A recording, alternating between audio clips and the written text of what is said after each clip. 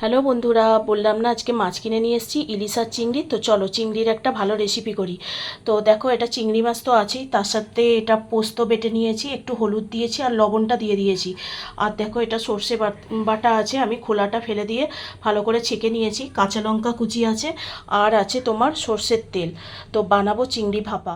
তো প্রথমে আমি তোমার পোস্ত বাটার মধ্যে হলুদ আর লবণ তো দিয়ে দিয়েছি, বেটে নিয়েছি। এর মধ্যে আমি চিংড়ি মাছগুলো, এরপরে আমি সর্ষে বাটা এটা অ্যাড করে দেব। বেশ কয়েকটা কাঁচা লঙ্কা কুচিও দিয়ে দিলাম, আর দিলাম একটু বেশি করেই তোমার সর্ষের তেল। এবারে ভালো করে এটা মাখিয়ে নেব। দেখো, কড়াইতে জল গরম হয়ে গেছে, একটা স্ট্যান্ড বসিয়ে দিয়েছি। এর মধ্যে আমি এই মাছের মিশ্রণটা বসিয়ে দেব এবং মিনিট 20 পর্যন্ত আমি এটা স্টিমে ঢাকা দিয়ে ভাপিয়ে নেব। এইভাবে প্রায় 20 মিনিট আমি রেখে দেব। দেখো, চিংড়ি ভাপা একদম ডান।